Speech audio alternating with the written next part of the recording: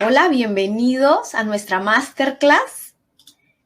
Me voy a presentar, mi nombre es Claudia Jones.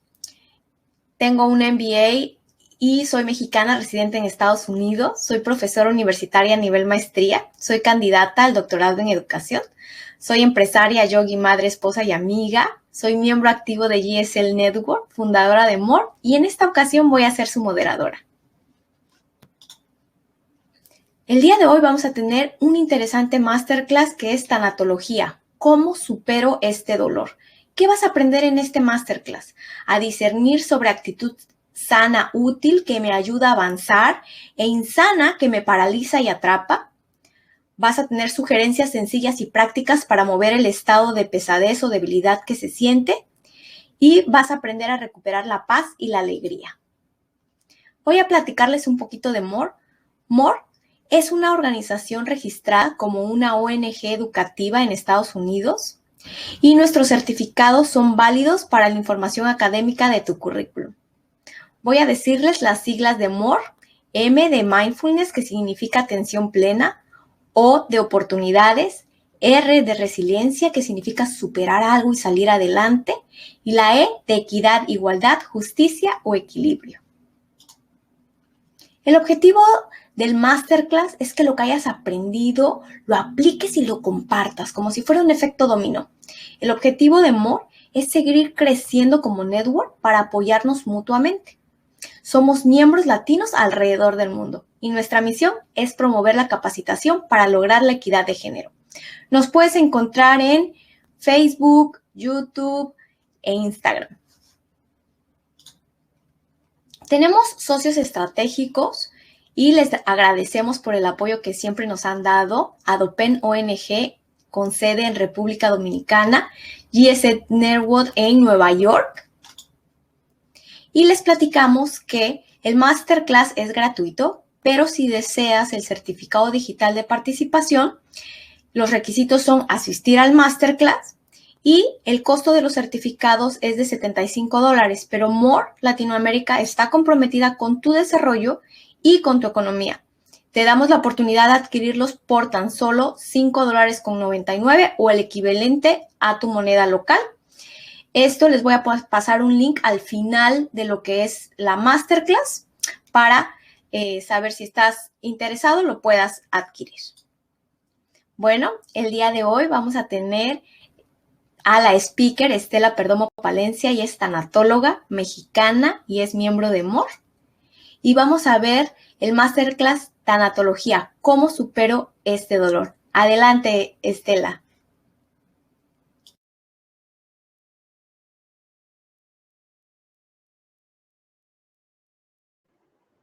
Buenas tardes, muchísimas gracias por acompañarnos. Yo soy una enamorada de la tanatología como una terapia que siempre te va a auxiliar para que recuperes esa paz, esa alegría que has perdido ante un evento que cambió tu vida. Los duelos pueden ser muy diversos, desde luego es la pérdida de la salud, la pérdida de un ser querido por fallecimiento, sea muerte esperada, sea una muerte inesperada, la separación, el divorcio, la jubilación. Y todas estas emociones que de pronto nos confunden tanto, nos arrastran a ciertas actitudes, a ciertos estados emocionales que nos hacen tropezarnos y nos quitan de nuestra cotidianidad, se pueden ahora de una manera ordenada y con una visión de resolución aplicar para que nosotros recuperemos esa paz, esa alegría, ese sentido de vida que se perdió. Hay un gran pensador que habla al respecto y en una frase muy sencilla que a mí en lo particular me gusta mucho, dice: quien tiene un por qué vivir, casi siempre encuentra el cómo. Nietzsche. Es completamente cierto. Nosotros tenemos que tener siempre muy claro que el mayor motivante que podemos encontrar para tener una alegría, un sentido de pertenencia, una meta que alcanzar, es la motivación interna. Y si internamente nosotros somos capaces de encontrar esa chispa que hay a nuestra disposición, vamos a poder compartirla con las personas que tenemos cerca de nosotros. Y finalmente, cuando la vida nos da un tropezón y nos revuelca por la circunstancia que sea, tenemos esa oportunidad de ser un faro de referencia, muchas veces para que alguien que esté en un sentido de más confusión, en un sentido de tristeza muy profunda y no alcance a motivarse, podamos hacerle una invitación con nuestra actitud. Bueno, pues vamos a platicar sobre lo que sería esta nueva invitación para ver el duelo de una manera diferente. Nosotros venimos de la cultura donde por generaciones hemos visto al duelo relacionado con el sufrimiento y son situaciones completamente distintas. El dolor es una circunstancia que nos desgarra y que nos va a llevar a un estado de tristeza, pero el sufrimiento es cuando no solamente se presenta el dolor, se presentan estados emocionales alterados que nos van a llevar a la ansiedad, que nos van a llevar a una depresión profunda, que nos van a llevar a otros estados mentales, emocionales y físicos que no hay necesidad de contactar cuando tenemos la capacidad dentro de nosotros para encontrar nuevamente ese camino. Lleva tiempo, no es sencillo, paso a paso. Necesitamos ir asimilando lo que nos sucedió, qué podemos hacer al respecto, para que ese sentimiento se vaya asentando en nosotros, poco a poco. Y si lo vamos asentando, podemos ir recuperando nuestra paz, nuestra alegría gradualmente. La tanatología hace siempre una invitación que en este comprender los procesos, los tiempos y los diferentes estados emocionales que tiene un duelo, el objetivo es que después de un periodo razonable de tiempo encontremos el dulce recuerdo. Llorarle a nuestros seres queridos, le vamos a llorar seguramente durante muchísimo tiempo, a lo mejor en algunos momentos durante la vida, cuando se presenten esos aniversarios, esos momentos que nos conecten con nuestro ser querido, volvamos a llorar, pero ya será un llanto de agradecimiento. Y esto es lo que hace la diferencia entre vivir un duelo sano en dolor y un duelo insano con sufrimiento. Cuando fallece un ser querido, para algunas personas, porque su cotidianidad es muy intensa, porque su personalidad se los permite, por una serie de factores, tienen esa capacidad, esa sensibilidad, esa herramienta espontánea para ponerse más rápidamente de pie. Pero no sucede así con todas las personas.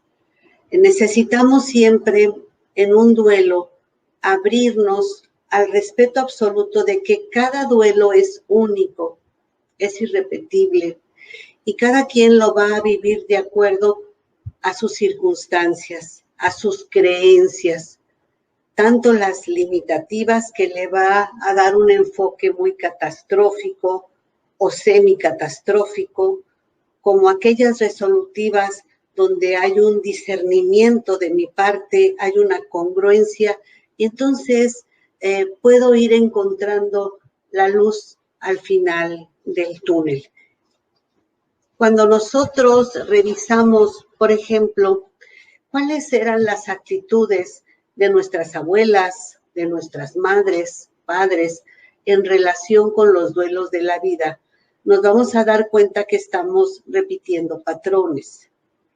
Por eso es tan importante que ahora que la comunicación es muchísimo más rápida, que contamos con una tecnología que nos ha abierto un panorama, estemos cada vez más conscientes que como yo resuelva el duelo, quienes me observan, quienes están cerca de mí, quien mi paz, mi alegría causa en ellos un efecto, me hace responsable de alguna manera para darle un sentido de esfuerzo, un sentido de sobreponerme a la circunstancia.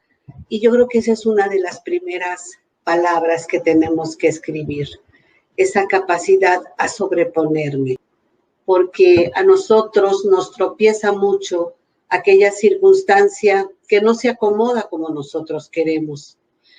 Y pues en los duelos, y últimamente, lamentablemente, en los duelos múltiples, pues es muy difícil, es muy complicado que se pueda acomodar porque hay demasiados detonantes.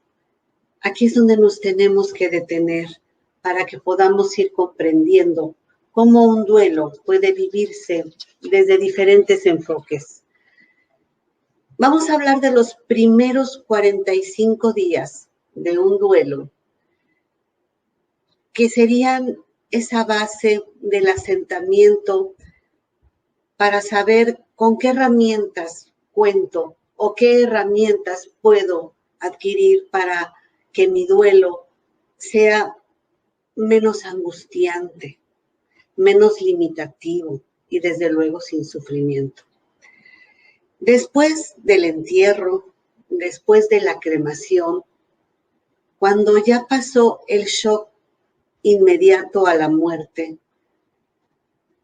hay una negación muy fuerte de nuestra psique, de nuestra emoción, incluso nuestro cuerpo se niega muchas veces a reconocer que hay un cambio muy importante en nuestra vida. Esos 9 días, las personas necesitan introspección, necesitan espacio, necesitan libertad para llorar, para expresar una y mil y un millón de veces emociones, ideas, expresiones que los atropellan, que los confunden, pero que están ahí dentro de ellos, dentro de ellas y que necesitan ser expresadas. En estos casos, quienes están en un círculo inmediato, pero no el más allegado, solamente el acompañamiento respetuoso, el acompañamiento en silencio, en tratar de proveer de las necesidades básicas, porque las personas aún están en shock. Estos 9 días y el universo, créanme, es matemáticas impecable, necesitan de toda la empatía, de toda la solidaridad, de todo el respeto y sin ningún juicio, sin ningún tipo de dirección a lo que debieran o no debieran pensar o sentir, solamente les doy ese acompañamiento. Es muy difícil cuando alguien con la mejor actitud nos dice ante la muerte de un joven, de un niño, de un bebé, Dios necesitaba un angelito. Tienes ganas de verdaderamente decirle, ¿y por qué no eligió a uno de los tuyos, no? Entonces tenemos que aprender a ser muy respetuosos y dejar de tener esos comparativos que escuchamos de nuestros padres, de nuestras abuelas, como una solución para reconfortar a una persona. ¿Por qué? Porque en estos primeros 9 días la persona no escucha, está metida en su pensamiento constantemente, rebasada completamente por sus emociones. Hay que permitirle que llore quedito, fuerte, como necesite expresarse, porque lo que se busca es que saque esa ansiedad que le está haciendo daño, que le está detonando. Del 10º día en adelante, con un poco de más calma se van asentando las circunstancias y se pueden ir poniendo las bases para que la persona salga de esa negación absoluta en la que muchas veces inconscientemente se meten, a la posibilidad de empezar a comprender lo que está pasando en su vida, a la posibilidad de salir de ese letargo, salir de esa parálisis y hacerlo de una manera gentil, de una manera suave, pero constante.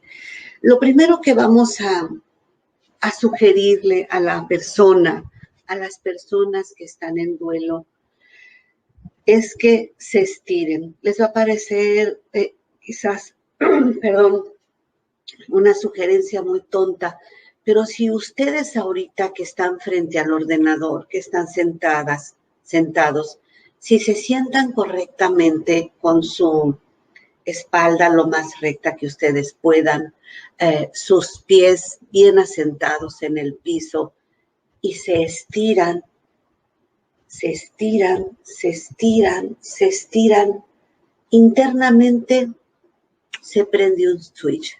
No me pregunten cómo. Denme el voto de confianza.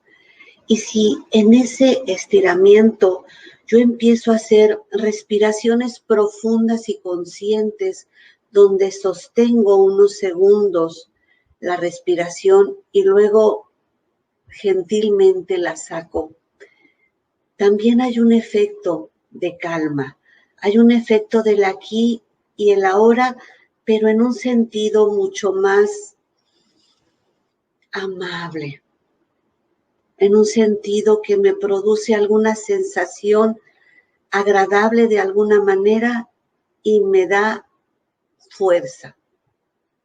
Ustedes practiquen lo que les estoy diciendo y se darán cuenta que es real. Bien sentados o de pie, incluso personas que puedan estar acostadas. Estírense, estiren las piernas, estiren los brazos. Hagan 3, 6, 9 respiraciones profundas, conectadas, conscientes, porque aparte no sabemos respirar. Y se darán cuenta cómo empiezan a sentir una energía, una fuerza. Se espera que las personas que están en un duelo de impacto, pues obviamente se ausenten de sus necesidades. Entonces van a perder el apetito, van a dejar de tomar agua. Así es que esa persona que está un poco más despierta, que está un poco más al tanto por el motivo que sea, les va a motivar para que se estiren, para que respiren, para que coman, para que se hidraten, porque el cuerpo necesita del alimento y de la hidratación. Entonces, de alguna manera, estamos atendiendo lo físico, lo emocional y lo mental. Y lo más importante después de estas sugerencias es que comprendamos que todo duelo se resuelve en movimiento. La pasividad que nos atrapa por el shock, quedamos paralizados por el miedo, por la circunstancia, no nos ayuda y no puede permanecer mucho tiempo en nosotros porque pasa una factura.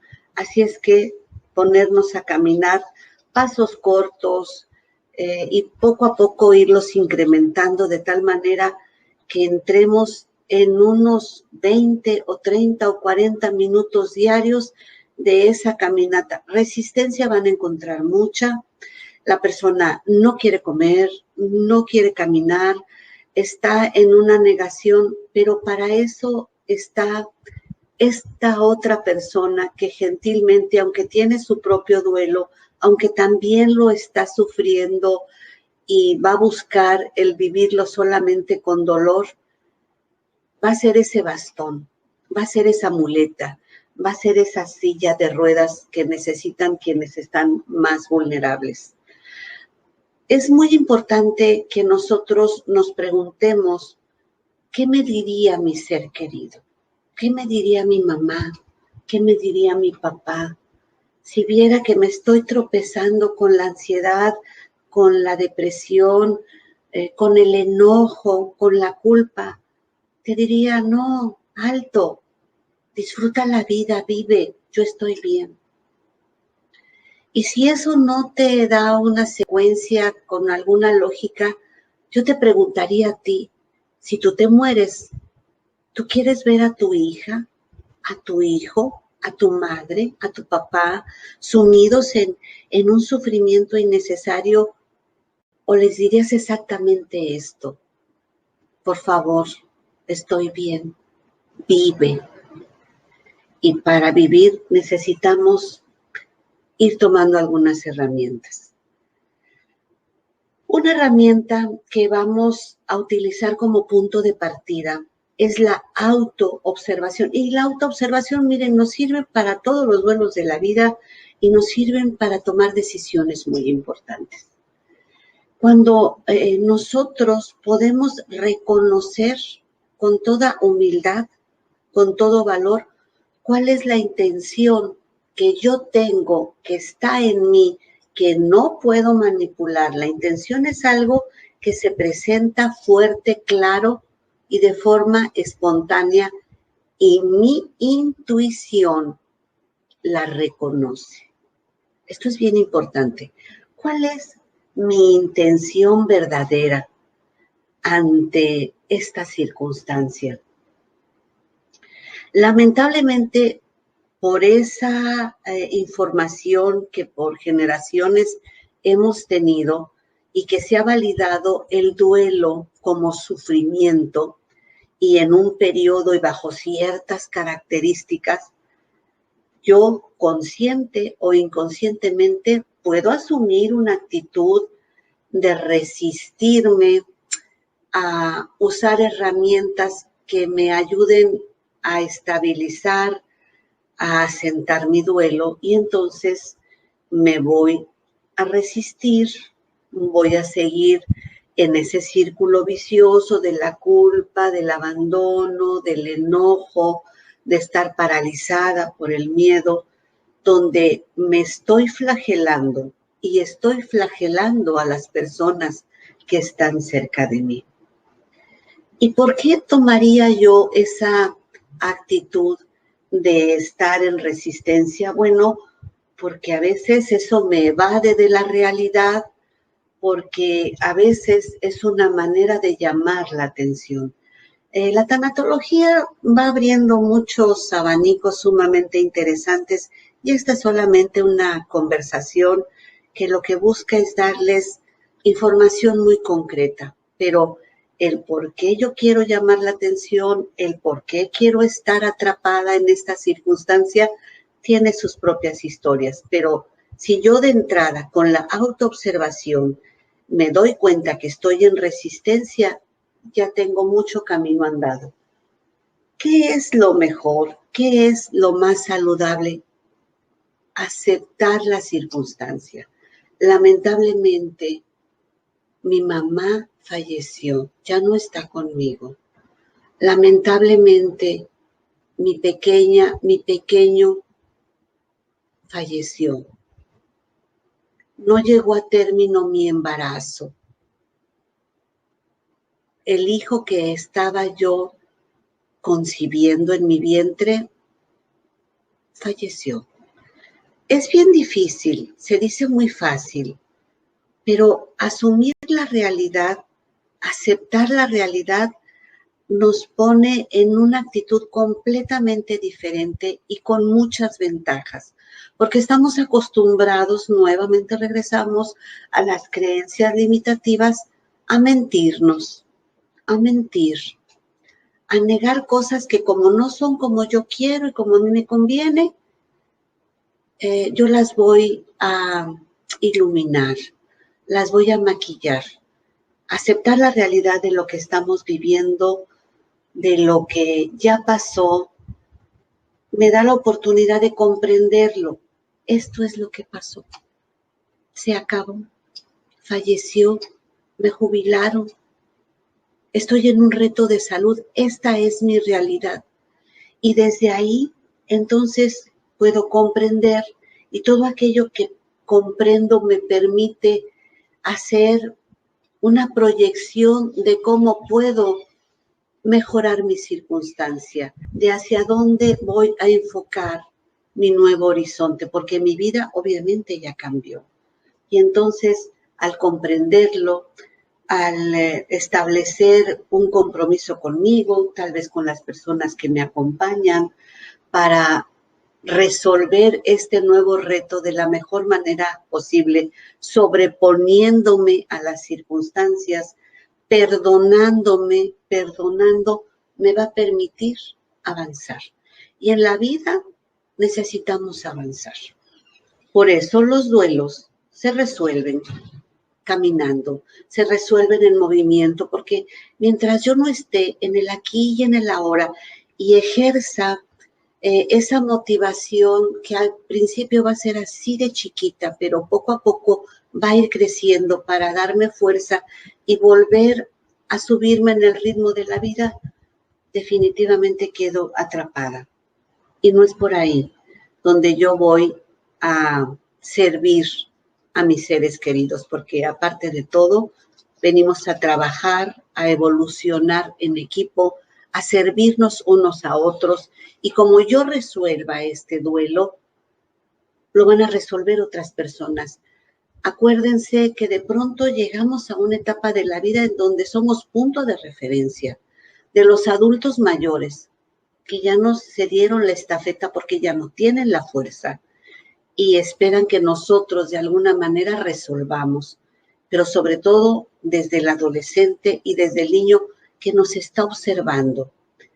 Y si yo me tiro al suelo y espero que alguien venga a levantarme, ese es el mensaje que le estoy enviando. Pero si me caigo estrepitosamente porque de pronto fue un mazazo en la cabeza, lo primero que puedo intentar es sentarme en el suelo para después, poco a poco, ponerme de pie. Pero esa es exactamente la imagen, la invitación que le estoy dando, sobre todo a las generaciones más jóvenes. Después de la autoobservación tenemos que cambiar paradigmas y tenemos que reconocer que las emociones son el sexto sentido y que las emociones se tienen que reeducar, se tienen que reprogramar. Tenemos que usar la congruencia, el discernimiento. ¿Y qué vamos a usar? Los valores humanos. Tenemos que ser honestos, valientes, respetuosos, empáticos, humildes y solidarios ante un duelo. Tanto el que está dando el acompañamiento como el que lo está recibiendo. Y necesitamos escribir, ¿sí? Escribir. Porque si no, es un rompecabezas aquí, dándole vueltas. Yo necesito tomar lápiz y papel. ¿Qué estoy sintiendo? ¿Qué es lo que se está manifestando en mí en este momento? Miedo, enojo, culpa, injusticia, vergüenza. ¿Por qué siento esto? Porque no estuve ahí, porque sí estuve ahí, porque el hubiera empieza a tomar una dimensión muy significativa. Y el hubiera ya pasó, no existe. ¿Y cómo me daña este sentimiento de ira, de impotencia, de negación, de vergüenza, de celos, que todavía está ahí atrapado en mí y que está en efervescencia? ¿Cómo me daña? Cuando yo soy capaz de reconocer el sentimiento y de escribirlo, de reconocer por qué estoy sintiendo esa emoción y de reconocer con mi intuición, con mi instinto, cómo me daña, porque lo puedo saber, lo puedo sentir, entonces yo voy de alguna manera digiriendo lo que está pasando. porque todo lo que reconozco, pues volvemos a lo mismo, lo puedo comprender y me puedo enfocar en la manera de resolverlo. Toda emoción, toda circunstancia tiene dos lados. Y si yo tengo miedo, pues tendré que entender por qué tengo miedo y dónde voy a sacar el valor para hacer ese pase que tanto necesito y vencer ese miedo. Tenemos que aprender a ser congruentes, resolutivos y sobre todo comprometidos. Si yo estoy atrapado con la ira, con la injusticia, no hay de otra. Hay que buscar la manera de perdonarnos y de perdonar. Y no quiere decir que me voy a convertir en la amiga íntima de quien me infringió aquel daño que supongo. No, no es necesario. Hacemos una distancia sana y felices todos. Pero hay una neutralidad que ya queda en mí. Ya no hay un detonante que me irrite y entonces estoy avanzando. Sí, bueno, también me voy a refugiar en mi fe, en la oración, en el rincón del agradecimiento, donde voy a poner en un lugar especial hojas de foamy, fotografías de diferentes momentos, de diferentes etapas en mi vida con esa persona tan amada, tan significativa. Y voy a tocar y voy a darme cuenta que valió la pena el tiempo que estuvimos juntos. Y voy a agradecerle al Creador, voy a agradecerle a la vida y a la circunstancia el tiempo que sí convivimos, que sí participamos. Voy a buscar música. A lo mejor a mí me gustan los mantras, a lo mejor a mí me gustan las alabanzas, las canciones de diferentes corrientes, o a lo mejor a mí me gusta poner esa música que a mi ser querido le hacía feliz.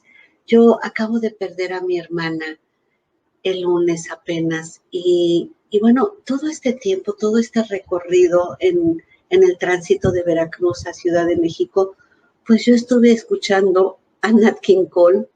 Ella crece con las grandes bandas, con Frank Sinatra, pero había un disco de Nat King Cole en español que le encantaba. Y cantaba y cantaba y cantaba, y mi hermana era muy alegre, era muy coqueta, tenía ¿cómo puso mi hijo? Una sonrisa siempre tan sincera, tan espontánea. Y bueno, pues yo puse ese CD de Nat King Cole en español para recordar a mi hermana en sus mejores momentos, que eran todos los momentos de su vida, porque ella encontraba siempre motivos para sonreír y para estar contenta. Voy a buscar terapia floral, acupuntura, voy a buscar magnetoterapia, voy a encontrar en la meditación, en una oración que voy a escribir y le voy a ofrecer a mi ser querido y a mi Creador que me dé certidumbre, que me calme, algún versículo en particular. O sea, yo tengo todas las herramientas para hacerlo. Y también lo que voy a poder hacer de una manera muy puntual y muy concreta es, si ese ser querido, si ese ser tan amado vivía en mi casa, ese hijo, esa madre, ese esposo, esa esposa, voy a ventilar mi casa, pero en particular esa habitación. Voy a abrir puertas, voy a abrir ventanas, voy a retirar medicinas, la silla, la andadera, cualquier cosa que se haya reunido en ese espacio que me hable, que me conecte a sus momentos de vulnerabilidad. Voy a limpiar.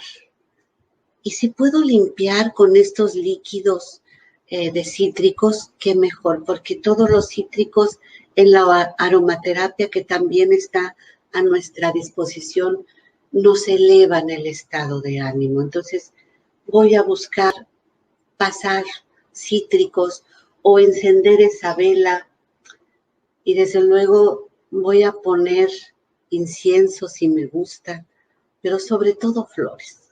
Voy a poner una planta que es vida, flores que dan alegría. Y bueno, ya estoy cambiando el contexto de ese espacio porque no se trata de hacer ni museos ni de hacer lugares de flagelación. Se trata de ir aceptando que las cosas han cambiado en mi vida. Sobre los artículos personales, eso lleva un poco más de tiempo. Cada quien a su ritmo. Hay familias que deciden hacerlo en un tiempo corto y está correcto. Hay familias que se tardan un poco más. Mientras no se prolongue por meses, todo es saludable. Hay personas que quieren dejar el cuarto como estaba, incluso la cama sin tender, y créanme, es más la flagelación que se producen a sí mismas y al entorno que el sentido de agradecimiento por la presencia de esa persona.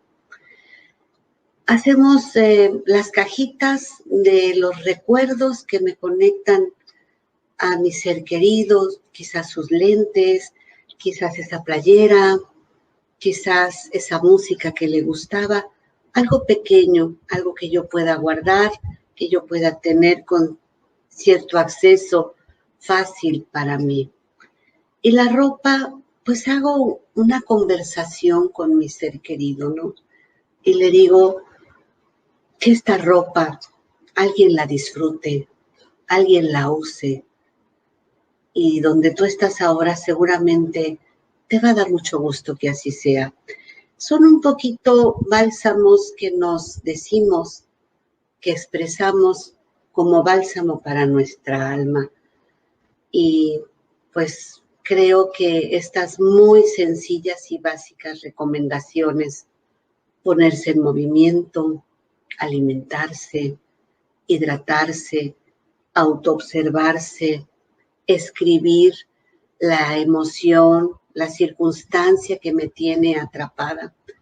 En suicidio, lamentablemente, hay muchas cosas que las personas las tienen como rompecabezas y es muy sano ayudarlas a que junten las piezas para que entiendan que no pudieron llegar antes, que no pudieron evitar lo que sucedió, pero necesitan escribirlo, porque todo lo que escribimos de alguna manera nos llega a una profundidad que cuando solamente dejamos el cacareo de la mente no nos ayuda. Y pues ojalá que pongan en práctica alguna de estas sugerencias para que recuperen su paz, su armonía, su alegría, porque seguramente su ser querido se los pediría, y porque lo que es más importante, su ser interno, su ser sabio, se los agradecería mucho, y las personas que están al lado nuestro, que necesitan recuperar junto con nosotros esa paz y esa alegría, están muy pendientes de nuestras reacciones. Pues estoy aquí, si tienen alguna duda, con mucho gusto. Claudia. Estela, muchísimas gracias por todos los conocimientos que has compartido con nosotros. Antes de comenzar con las preguntas, tengo un par de anuncios que hacerles y después ya te leo las preguntas para que nos hagas favor de, con tu inmensa sabiduría, contestárnosla. La primer anuncio que tengo es que les voy a agradecer que contesten nuestro cuestionario de satisfacción. Este nos ayuda a nosotros para seguir dándoles masterclass de mucha calidad. Y si desean su certificado de participación, le doy aquí un link que está en nuestro chat. También voy a poner lo que es el certificado en pantalla. Y la primer pregunta que tengo para ti, Estela, ¿qué pasa si mi familiar no quiere salir del sufrimiento? Bueno, le tenemos que dar tiempo. Vamos a recordar que cada duelo es único, es irrepetible y cada quien lo va a vivir de la mejor manera posible.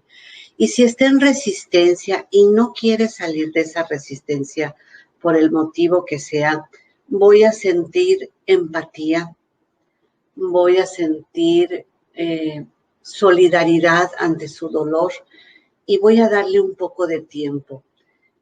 Tiempo en silencio, sin juicio. 2, 3 días tal vez, y nuevamente me vuelvo a acercar. Y nuevamente lo voy a invitar a que se alimente, a que tome agua, a que dé unos pasos conmigo, a salir al jardín, a que practique la respiración consciente. Esto es muy importante.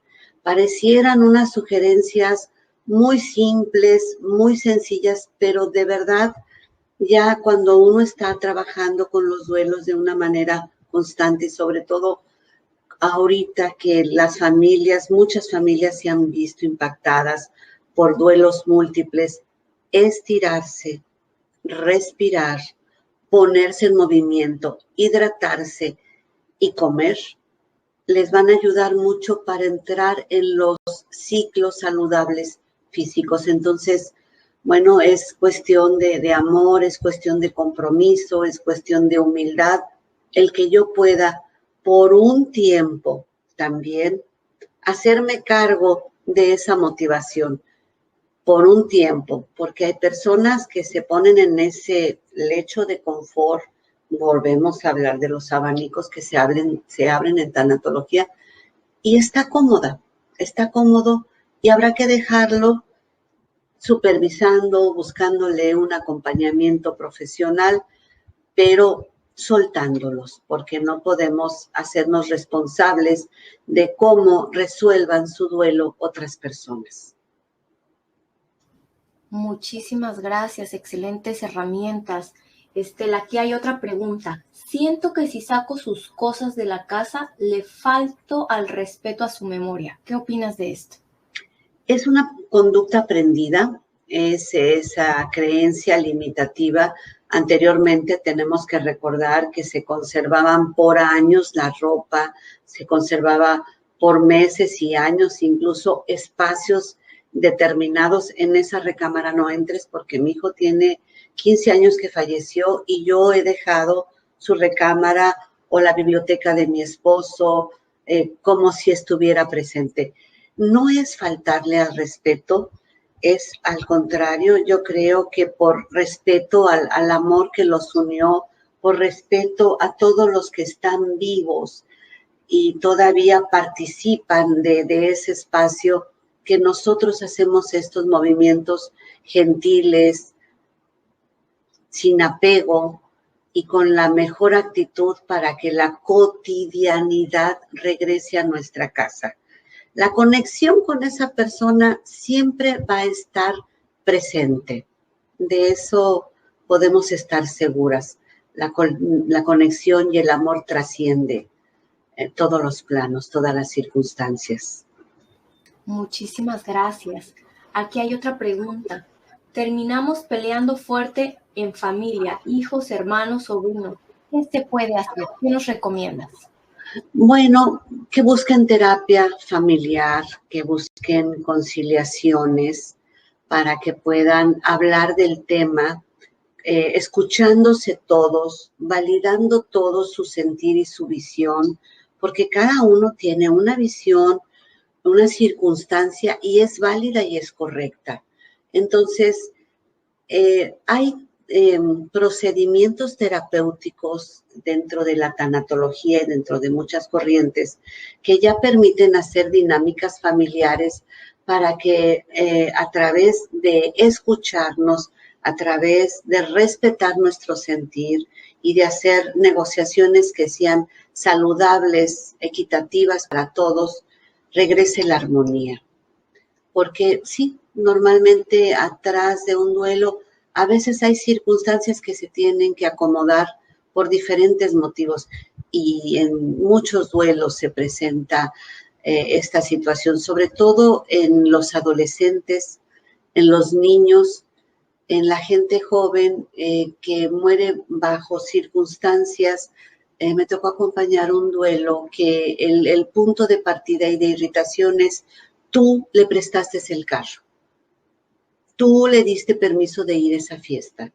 Y ahí estaba el detonante, y ese detonante se convirtió en expansivo para todo el grupo familiar hasta que se hizo la reunión y se fueron sanando todas estas circunstancias, y fue simplemente un accidente donde nadie quiso ocasionar ningún daño irreparable, desde luego, ¿no?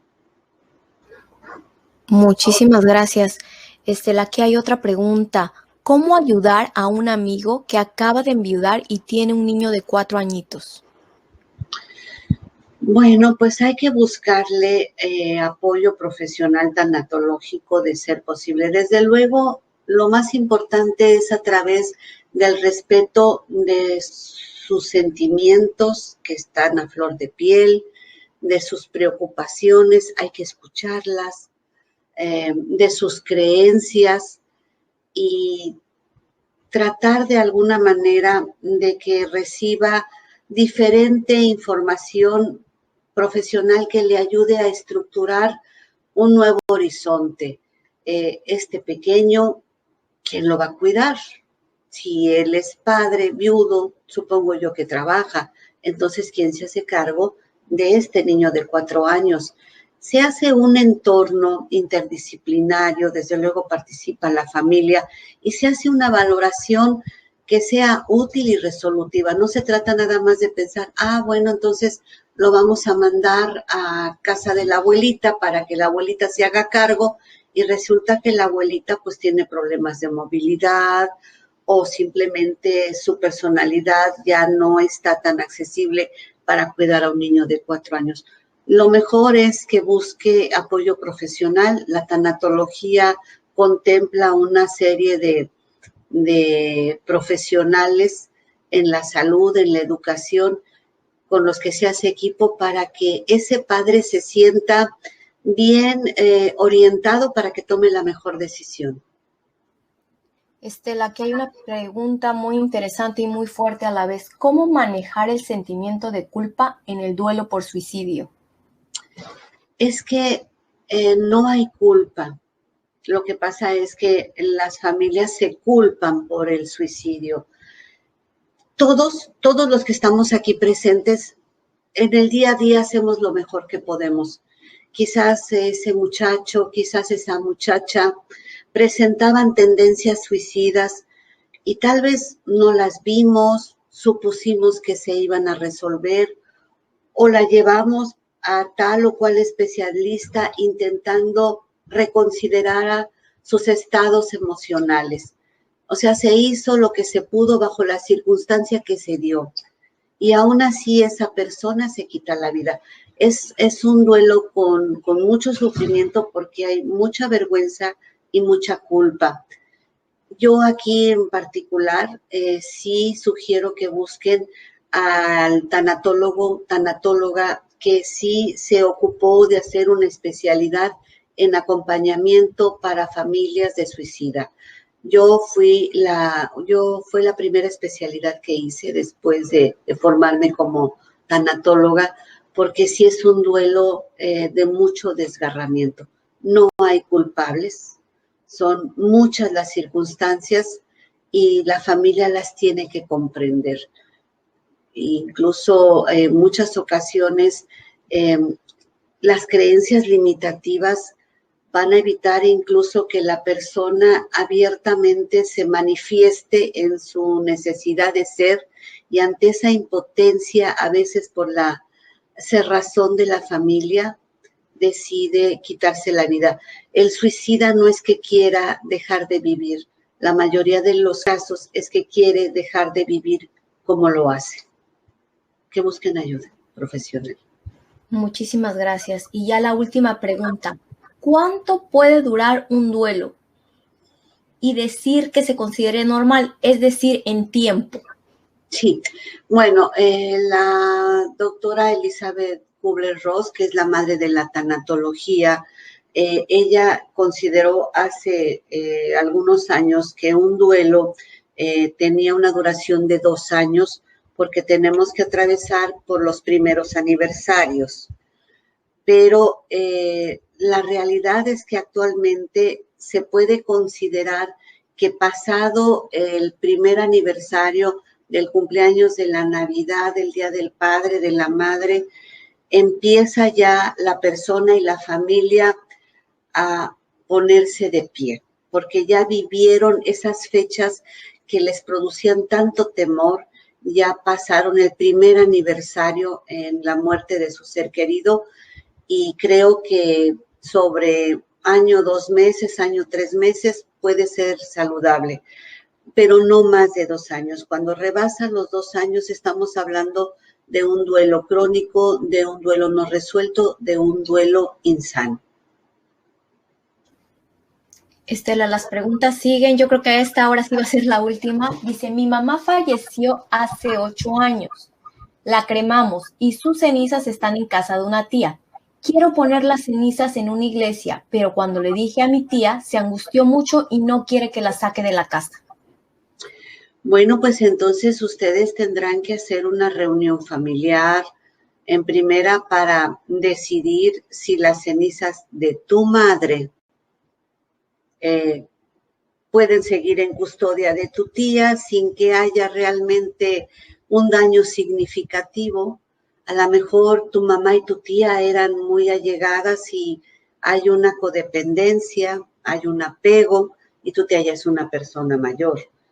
Pero quizás ustedes son varios hermanos y deciden que les gustaría que mamá descanse en aquella capillita, en aquel lugarcito, y tendrán que, con mucha amabilidad, con mucho agradecimiento, encontrar las palabras para que su tía acepte entregarles las cenizas de su madre.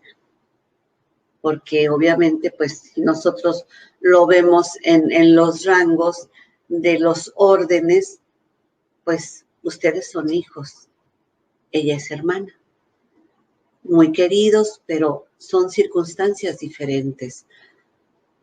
Traten de ver con objetividad qué es lo que quieren y por qué quieren cambiar las cenizas, si les afecta que estén un poco más con la tía o si definitivamente para ustedes es prioridad que se cambien, pero háganlo siempre desde el agradecimiento, con mucho amor, con mucho respeto, con mucha humildad para comunicarse con su tía. Estela, muchísimas gracias. Todos nos llevamos muchísimos conocimientos, muchas herramientas el día de hoy. Te agradecemos por aquí. Veo muchos mensajes de agradecimiento hacia ti por los conocimientos que nos has dado. Yo me voy a ir despidiendo. Si quieres despedirte de nuestra audiencia que ha estado muy atenta y con muchas preguntas, muy participativos, les agradezco a las personas que estuvieron en la masterclass y te agradezco a ti, Estela, por tu tiempo, por tu dedicación y por todos los conocimientos que nos diste el día de hoy. Muchísimas gracias. Gracias a ustedes por la invitación y gracias a todas las personas que amablemente entraron a escuchar la plática. Buenas noches.